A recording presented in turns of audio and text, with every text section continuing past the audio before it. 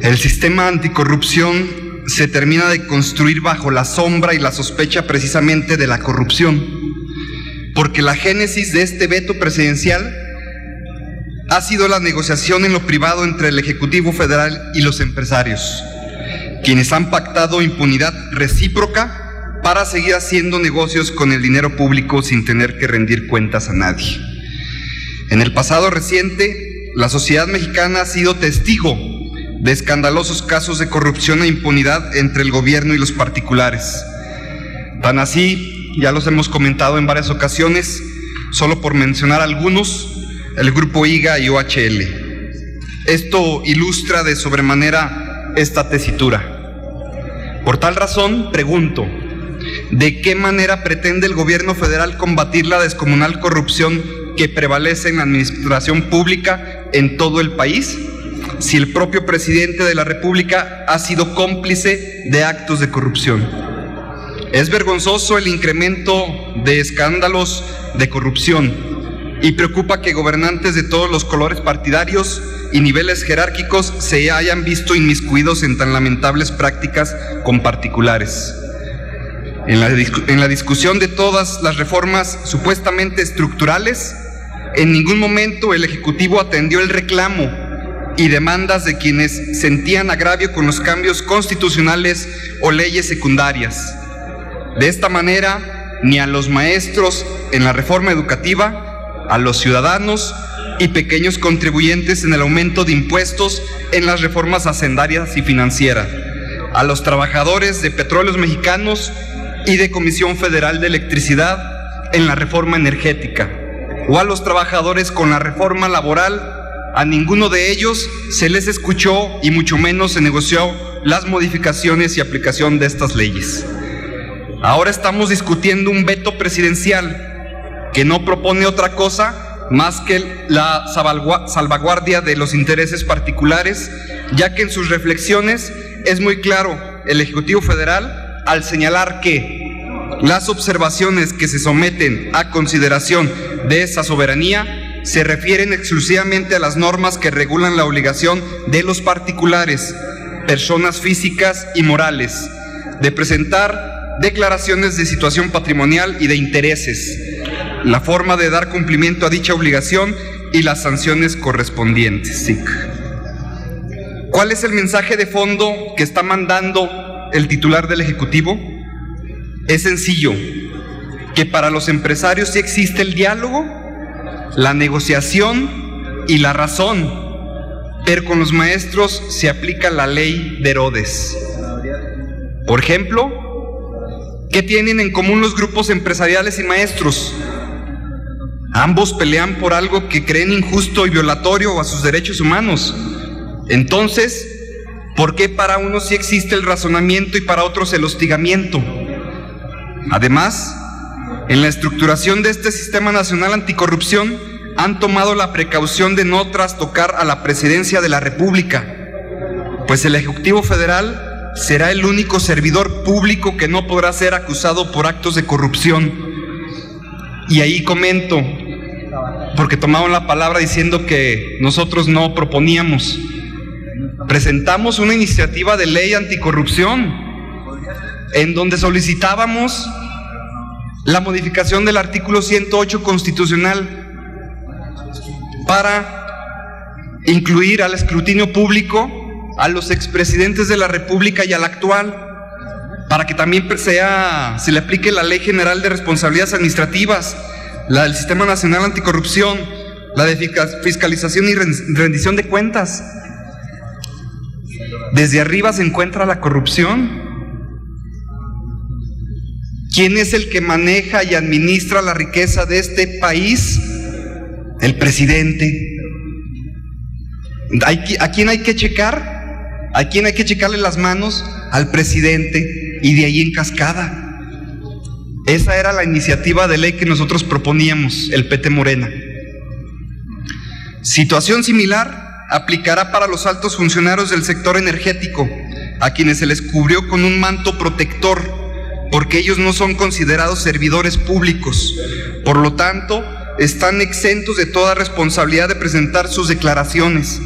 Además, La Fiscalía Especializada de Delitos de Corrupción no se le dotó plena independencia ni de las herramientas de investigación necesarias para perseguir los delitos de la corrupción. Mucho menos se le alejó de la esfera de influencia del fiscal general de la República, que será quien lo designe. Tampoco se estableció un procedimiento que permitiera atender y dar seguimiento a una denuncia de la ciudadanía por actos de corrupción de algún servidor público. Por este motivo y por varios más, la fracción del Partido del Trabajo ha votado en todo momento en contra de todo este gran sistema anticorrupción, porque se los hemos dicho, no va a funcionar.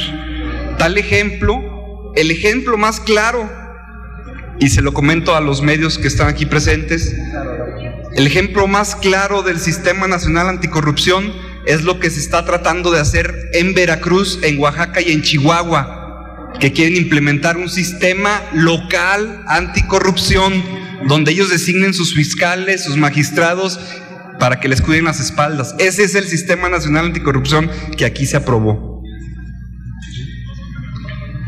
Lo que presentaron a la ciudadanía como la gran panacea en materia de combate a la corrupción no es más que mera comedia y teatro.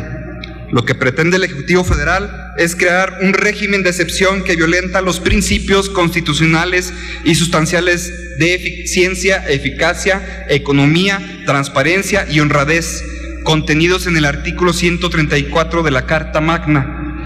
Los empresarios sencillamente no le reclamaron al presidente, le exigieron a que los particulares no hicieran su declaración de intereses y patrimonial. Y aunque coincido con quienes han expresado que esto no fue una obra de la casualidad, resulta un insulto en contra de la ciudadanía la manera en la que pretenden dar marcha atrás a lo aprobado por el Congreso. La obligación impuesta a los particulares no debió asustar a nadie, ya que desde el año 2000 y en la legislación del 2009, la entonces Ley de Fiscalización Superior de la Federación señalaba como entidades fiscalizadas por la Auditoría Superior de la Federación a todo mandato o fideicomiso público o privado que administren, cuando hayan recibido por cualquier título recursos públicos federales, y en general cualquier entidad, persona física o moral, pública o privada que haya recaudado, administrado, manejado o ejercido recursos públicos federales. Pero no ha funcionado, no se ha aplicado. Finalmente, el decreto que fue aprobado por estas comisiones unidas el pasado mes de junio robustece el catálogo de las entidades fiscalizadas, pues ahora ya cualquier persona física o moral que haya cobrado o recibido en pago directo o indirectamente recursos públicos federales será objeto de fiscalización. Así quedó estipulado en el artículo 4, fracción 11ª del dictamen que constituye proyecto de decreto por el que se expide la Ley de Fiscalización y Rendición de Cuentas de la Federación. Es decir, desde hace 16 años, cualquier persona física o moral que reciba y ejerza recursos públicos o que preste sus servicios a la Federación son entidades fiscalizadas. Los argumentos que sustentan el veto presidencial son vergonzosos, porque ahora sí pretenden proteger la privacidad de los particulares e incluso se justifican en criterios de la Suprema Corte de Justicia de la Nación para defender los intereses empresariales. Pero han aprobado leyes aquí que legalizan el espionaje y la intervención de todo tipo de comunicaciones, la geolocalización y cualquier otra intromisión en la vida privada de la ciudadanía. Entonces ahí los criterios de la Corte no aplican. Con las modificaciones propuestas del Ejecutivo, queda claro que no quieren hacer públicos los grandes negocios privados al amparo del poder público, buscan mantener en la impunidad las casas blancas y los intereses de los grandes empresarios, buscan ocultar las jugosas ganancias ilegales de los negocios multimillonarios con el sector energético, derivados de la mal llamada reforma energética. No desean dar cuentas de las grandes transacciones que hacen el cobijo de la ley de asociaciones público-privadas. Ese es el fondo del asunto, no hay más.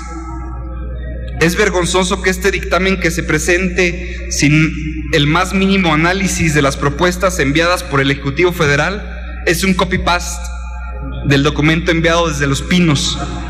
Esto refleja que no existe el sistema de división de poderes y de pesos y contrapesos, mejor ni hablamos. En síntesis, esta reforma quedó corta, no es lo que México necesita. La impunidad y la corrupción seguirán reinando en el país sencillamente porque no existe voluntad política para erradicarla. Para ello no es necesario crear nuevos sistemas, basta con que todos tengamos ética, guarden y hagan guardar la Constitución Federal y las leyes que de ella emanan, cuestión que no es así. Por ello hemos de insistir, el tiempo nos ha de dar la razón. Esta simulación de lucha contra la corrupción no dará ningún resultado, solo servirá para burocratizar la investigación de los actos de corrupción y para publicitar los supuestos logros en los medios de comunicación. Senadoras y senadores, como lo ha señalado la Suprema Corte, el orden público implica que las normas de interés general, público y de obediencia condicional no sean anuladas o modificadas con base en el interés de las partes, pues se considera base configurativa del ordenamiento jurídico en su conjunto, por lo cual no pueden ser anuladas por el interés particular que accione por su sola voluntad en pro de su beneficio. Es decir, la ley no debe hacerse a la medida de los amigos, porque entonces el Estado democrático pierde todo sentido y se genera un vacío de legitimidad. Es cuanto, presidente.